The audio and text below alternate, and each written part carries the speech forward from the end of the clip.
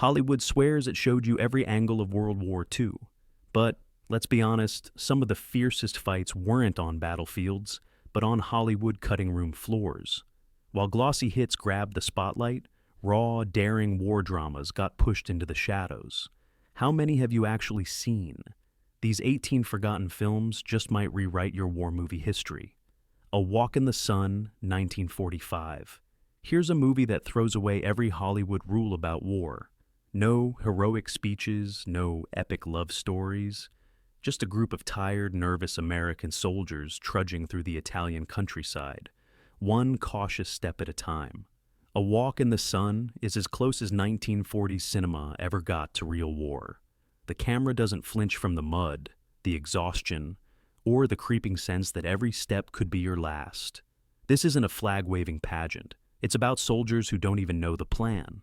They bicker, crack bleak jokes, and desperately try to keep their heads straight as bullets snap past their helmets. Director Lewis Milestone, yes, the same guy behind All Quiet on the Western Front, lets the tension simmer. You get the endless march, the moments of terror, the boredom between firefights. The voiceover haunts you, looping the soldiers' fears in your ears. Every grunt has a story, and none of them are simple. It's about brotherhood, yes, but also about survival, confusion, and the tiny flashes of hope that keep you going when there's nothing left in the tank. If you've only seen the parade ground Hollywood version of war, this movie is like a cold splash of water. It's the anti-glamour war film, raw, direct, and unforgettable. Why don't more people talk about it? Maybe because the truth hits too close to home. Sahara, 1943. Imagine being trapped in the desert, running out of water, surrounded by enemy tanks, and your only ally is pure, desperate luck. That's the premise of Sahara, a Bogart-led war drama that's hotter, grittier, and sweatier than you'd ever expect from a studio movie of its era. Forget the tidy trenches and clean uniforms. This is a film where the heat itself is an enemy, and every character is pushed to their breaking point. Humphrey Bogart is the tank commander you want in your foxhole. Gruff, clever, and stubborn as a mule. He's joined by a ragtag band of survivors, Americans, Brits, a Sudanese sergeant, and even an Italian prisoner, each with their own reasons for fighting and surviving. The film's brilliance isn't just in the sandblasted action, but in the way it peels back each character's layers as the situation grows more hopeless. Director Zoltan Korda turns the Sahara into a psychological minefield, squeezing every drop of tension out of the dying land. The group's battle for water becomes an epic of human endurance. Do they trust each other? Should they trust the enemy? The stakes are clear. If anyone cracks, they're all doomed. The film doesn't preach, doesn't wave the flag. It just shows how war strips you down to your last shred of willpower. Sahara is one of those movies that gets under your skin and stays there, reminding you that the real war isn't always won on the battlefield. Sometimes it's won in the smallest, most desperate moments under a blazing sun, with nothing left but grit. The story of G.I. Joe, 1945. Most war movies show you battles, the story of G.I. Joe shows you what happens between them, the waiting, the writing home, the bad coffee, and the cold nights when tomorrow is just a rumor. This one's based on the dispatches of Ernie Pyle, the famous war correspondent whose words brought the front lines into American living rooms.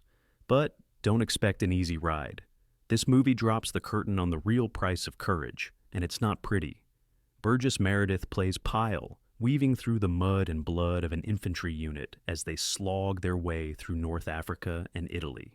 The film captures every detail: the stink of sweat, the sound of rain on a battered helmet, the awkward jokes soldiers make just to keep from falling apart. Every character feels lived in.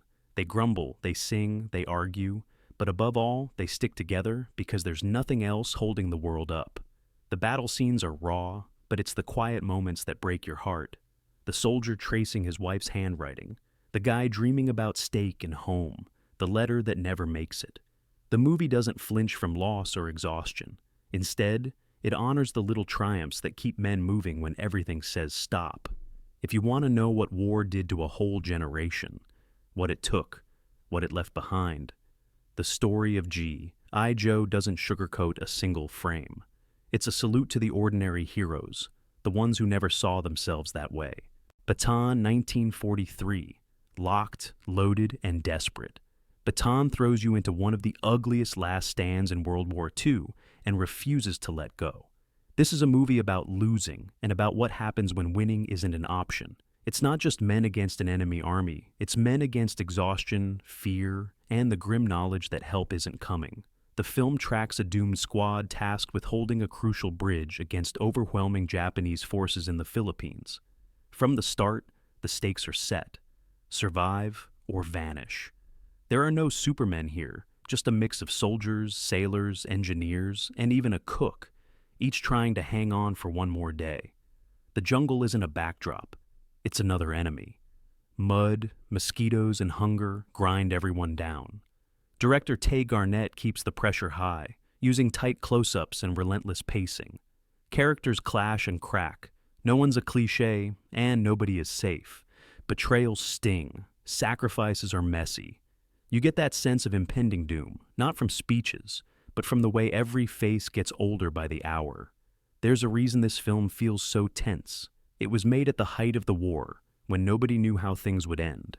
Baton doesn't give you easy answers or happy endings. It just shows you what it costs to hold the line, long after hope has left the building. It's the rare war film where the silence between battles is louder than the gunfire. So, proudly we hail 1943. Forget the myth that only men fought the war. So, proudly we hail storms onto the screen with a truth bomb. The heroes of Baton weren't just carrying rifles. They were carrying stretchers, scalpels, and sometimes the weight of the world. This is the untold story of American nurses who risked everything during the fall of the Philippines, and it's as intense, gripping, and emotionally raw as anything Hollywood ever produced. Claudette Colbert, Paulette Goddard, and Veronica Lake lead a cast that's all grit and zero glamour. The movie throws them straight into chaos, shellfire, bombardment, endless lines of wounded. But it's the small, human moments that get you. One nurse writes letters home for dying soldiers. Another faces down a moral dilemma with bullets flying overhead.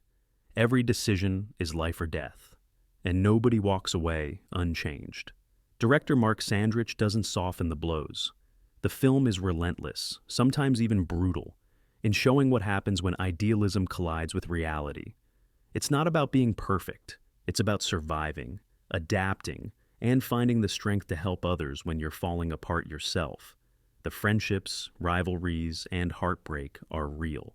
The dangers don't stop at the front lines. Why is this movie barely mentioned today? Maybe because it dared to show women as tough, flawed, and utterly essential to the war effort. So, Proudly We Hail is a battle cry for every unsung hero who kept hope alive in the darkest days. Ignore it at your own risk. 30 Seconds Over Tokyo, 1944. Some war films promise spectacle, but 30 Seconds Over Tokyo delivers sweat, grit, and a pit-in-your-stomach suspense that never lets up. Here's the kicker. This is the story of the legendary Doolittle raid, the first American bombing run over Japan. You might think you know how it goes, but you've never seen it stripped this bare. There's no victory parade. There's just the cold math of risk, the dull ache of fear, and the iron will to carry on when every plan goes sideways. Van Johnson leads a cast that's anything but cookie cutter. These aren't action heroes. They're pilots and crewmen full of doubts, nerves, and the kind of dark humor that only comes from facing the impossible. The first half drags you through the endless prep. Planning, arguing, praying, the math is right. When the raid finally kicks off, you feel every jolt, every burst of flak, every ticking second as they limp toward an enemy coast that offers no safety and no second chances. Director Mervyn Leroy stages the action with nerve-shredding realism, blending miniatures, actual B-25s, and documentary-style grit. But the genius is in the aftermath: crash landings, injuries, and the long slog to escape. No one is untouched. The film's biggest feat? It makes you believe in the power of ordinary people doing the unthinkable, then living with what comes next. If you think old Hollywood only made war look heroic, this film proves you wrong. 30 Seconds Over Tokyo isn't about winning or losing.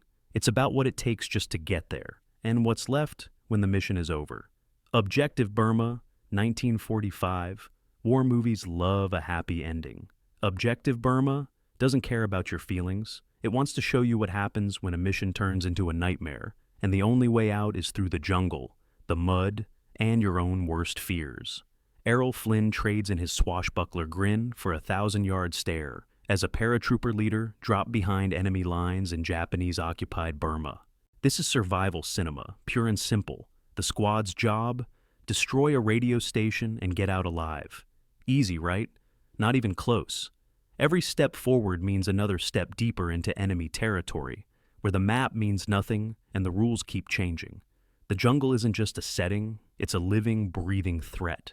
Sweat drips, tempers flare, and the men slowly unravel as their numbers dwindle. Director Raoul Walsh ratchets up the claustrophobia, turning thick vines and endless mud into a psychological trap. What really sets this film apart is how it shows the breaking point. No phony pep talks, just raw desperation and flashes of courage that feel earned, not staged. You see every blister, every bad decision, every moment when hope is just another thing to lose. Objective Burma got heat for playing loose with the facts, but forget the history lesson. This is a masterclass in how war strips you down to your bones and then asks for more. If you want comfort food, look elsewhere. If you want to feel the squeeze of real danger, this film's for you. They Were Expendable, 1945. Nobody does defeat like John Ford, and They Were Expendable might be his least sentimental and most underrated war movie. Forget the cavalry charges and musical montages. This one is all about men asked to fight a battle everyone knows they'll lose. The story follows a handful of U.S. Navy PT boat crews in the Philippines, scrambling to slow down the Japanese advance as the world falls apart around them. John Wayne and Robert Montgomery give performances that are more bruised than brash. There's no swagger here, just exhaustion, stubbornness, and a grim sense of duty. The action is raw, the stakes brutal. You feel every creak of the boats, every squint against the rising sun, every grim joke told to keep despair at bay. What makes this film hit so hard?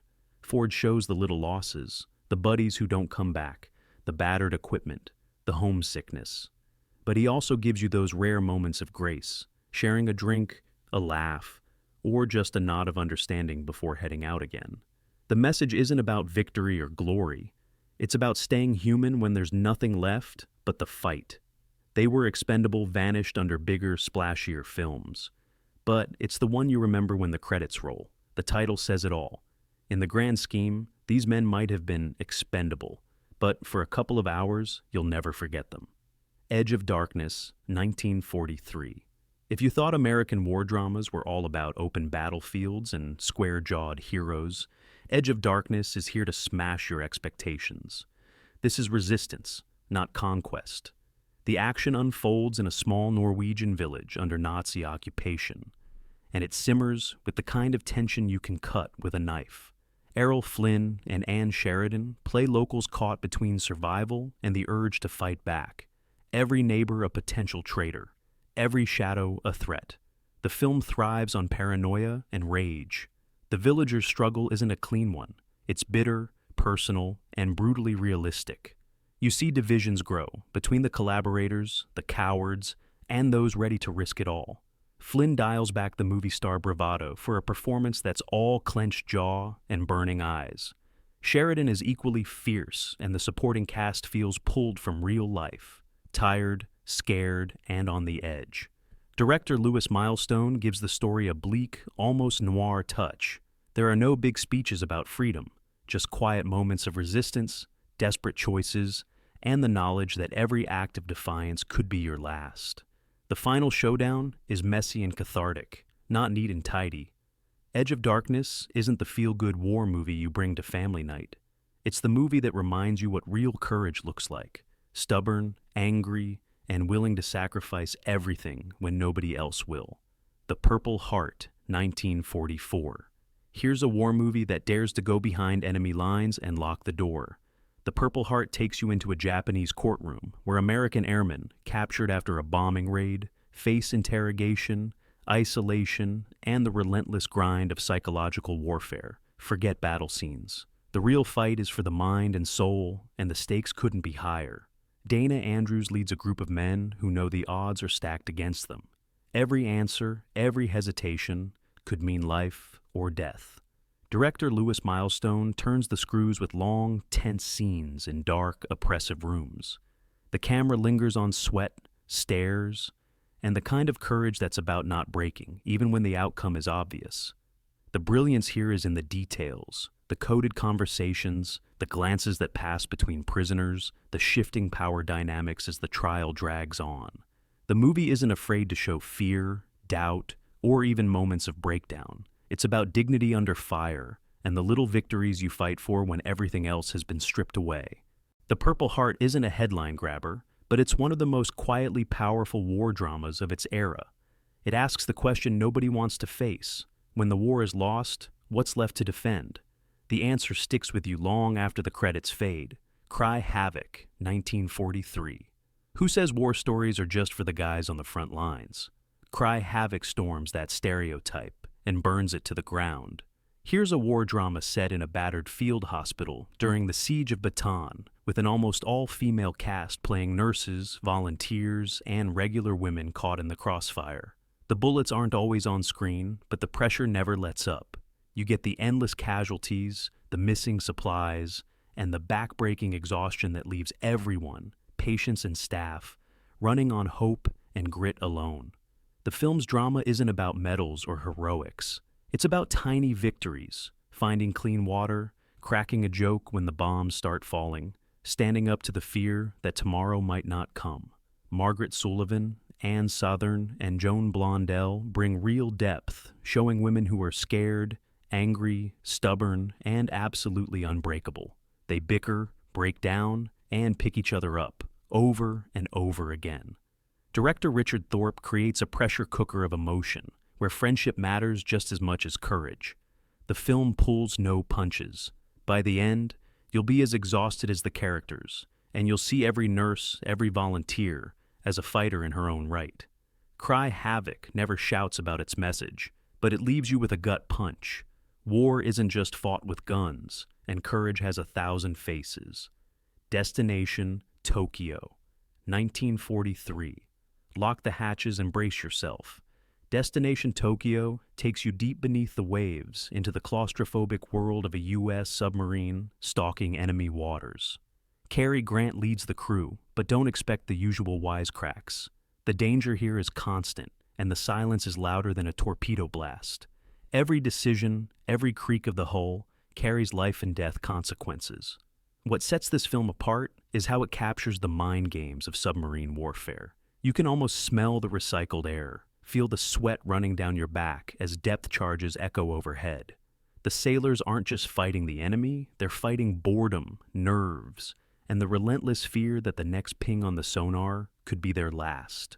The camaraderie is real, forged in steel and pressure, with moments of dark humor breaking the tension. Director Delmer Daves gives every scene an edge, balancing tight suspense with quieter moments where the men share dreams of home or invent new ways to pass the endless hours. There's heroism, sure, but it's the kind that creeps up on you, a quiet, stubborn determination to get the job done and get home in one piece. Destination. Tokyo influenced a generation of sub-movies, but it rarely gets the spotlight it deserves. If you want to know what real pressure feels like, dive in. The water's cold, and the stakes couldn't be higher. Action in the North Atlantic, 1943. Most war dramas stick to the front lines.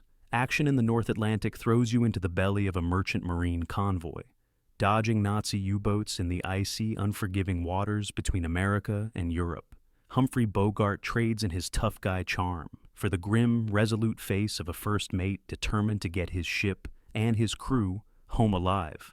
This isn't a story about glory, it's about survival, endurance, and the slow, grinding terror of being hunted. The film captures the constant threat that every ship faces: torpedoes, storms, and the ever-present cold that creeps into your bones. Director Lloyd Bacon cranks up the tension, letting you feel every rattling explosion, every moment when a single mistake could mean doom for hundreds of sailors. What really makes the movie stick is the focus on teamwork and sacrifice. Bogart's crew is a rough-and-ready mix: veterans, green recruits, even a stowaway, all pushed to their limits. They argue, they mess up, they improvise. But when the chips are down, they fight like family. The film doesn't sugarcoat the losses or the cost of doing the job, but it never lets you forget the stakes. Every successful crossing means lives saved, a war effort kept alive.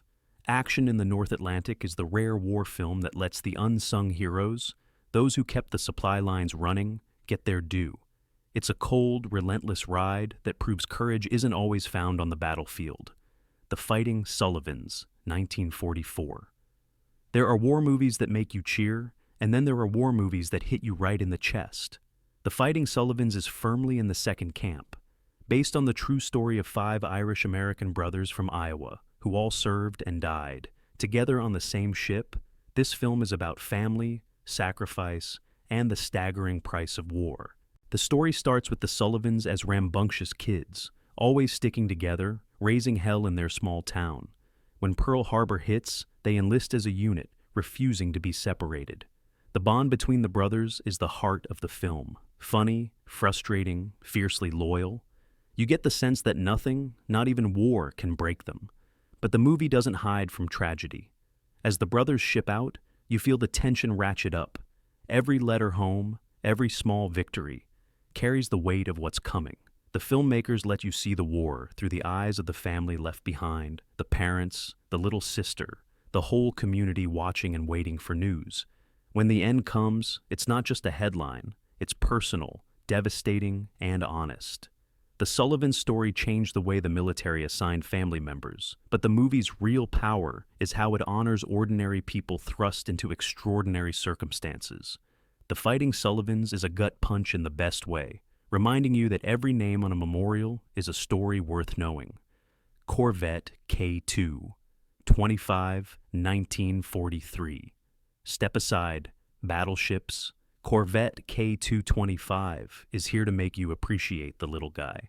Set on the freezing, fog-choked North Atlantic, this film focuses on the unsung Canadian corvette captains and crews escorting Allied convoys through some of the deadliest waters on Earth.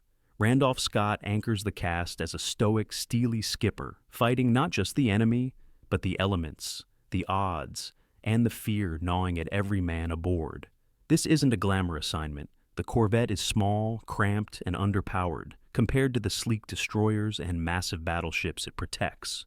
But that's what makes the story so compelling. You feel the salt spray, the ship's constant vibration, the bone-deep cold that never lets up. The tension comes from the sense that danger is everywhere. U-boats lurking, storms brewing, a single mistake threatening disaster. Director Richard Rawson doesn't bother with big speeches or Hollywood heroics. Instead, he shows you the relentless grind, the nights spent scanning dark horizons, the camaraderie built from shared misery, the quick flashes of humor that keep hope alive. The crew's resilience isn't loud, it's stubborn, practical, and deeply human. Corvette K225 doesn't often get mentioned in war film roundups, but it's a straight shot of suspense and a tribute to the people who did the dirty work and got little glory for it. If you want a war story that feels lived in and real, you just found it. Gung Ho, 1943. If you think old war movies can't match today's intensity, Gung Ho will make you think twice. Inspired by the true story of the Marine Raiders' assault on Makin Island, this film tosses you headfirst into the wild world of unconventional warfare, where the rules are made up as you go, and survival is never guaranteed. Randolph Scott is back, this time as the tough-as-nails leader molding a ragtag crew into a unit that just might pull off the impossible. From the opening moments, Gung Ho is a boot camp for your nerves. These aren't parade ground soldiers. They're misfits, troublemakers, and volunteers who sign up because they want to do things differently. You get the training, the clashes of personality, the wisecracks that mask real fear. But once the mission begins, all bets are off. The landing is chaotic, the jungle is alive with danger, and the enemy never fights fair. Director Ray Enright delivers action that still feels rough and unpredictable, with tight camera work that puts you in the thick of battle. There's grit, tension, and an undercurrent of black humor running through it all. What sets this film apart is its refusal to pretty things up. Losses hit hard, and success comes at a price.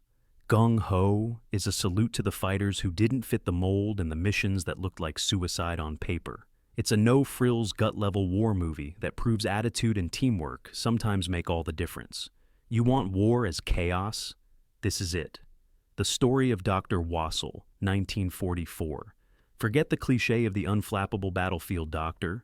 The story of Dr. Wasel gives you a real-life Navy physician scrambling to pull off miracles as the Japanese sweep through Java. Gary Cooper plays Corridon Wasel, a doctor who refuses to abandon his wounded men, even when the odds and the bombs are against him.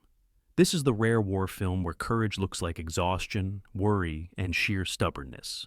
The action starts as the Allies are pushed to the brink, and Wasel finds himself responsible for a group of gravely injured servicemen with little chance of evacuation. The film plunges into chaos, supply shortages, bombings, bureaucracy, and the constant threat of capture. Wasel's solution? Improvise, charm, scrounge, and flat-out refuse to quit. Cooper gives a performance that's all quiet determination, never showy but unshakable. Cecil B. DeMille, better known for biblical epics, directs with a surprising eye for the messy details of war. He doesn't shrink from the filth, the panic, or the heartbreak that comes with trying to save lives when hope is running on fumes. But there are moments of real warmth, laughter in a bomb shelter, loyalty among the wounded, the doctor's stubborn optimism, refusing to let anyone give up. The story of Dr. Wasel is an unsung gem about the kind of heroism that doesn't come with parades. It's about doing your job, no matter what, when nobody's looking and nobody expects you to succeed. Lifeboat 1944. How do you make a war movie with no armies, no front lines, and almost no weapons? Easy. You lock a handful of survivors in a tiny lifeboat and let the pressure build until it explodes. Lifeboat is Hitchcock at his most ruthless, tossing Americans and a lone German officer together after a U-boat attack. The enemy isn't just floating in the water, it's right there in the boat, smiling, plotting, and waiting for a chance to tip the balance. This is psychological warfare, stripped to the bone. Every character is desperate, damaged, and running on nerves. Trust is in short supply. Water is even scarcer. Claustrophobia oozes from every frame. Hitchcock makes you feel every splash, every shiver, every sidelong glance. The cast, led by Tallulah Bankhead and Walter Slezak, give performances so raw you feel like you're eavesdropping on real survivors. The brilliance of Lifeboat isn't in explosions or body counts. It's in the slow, agonizing reveal of who's got what it takes to survive, and at what cost. Allegiances shift, secrets surface, and nobody is safe from the mounting dread. The war may be raging thousands of miles away, but on this boat, every decision is life or death. Hitchcock's Lifeboat rarely gets listed with the greats, but it's a masterclass in tension and a reminder that survival can be its own battlefield. The enemy isn't always out there. Sometimes they're right beside you. After all those hidden firefights and desperate last stands, are you ready to call yourself a true war movie expert? These films weren't made for comfort.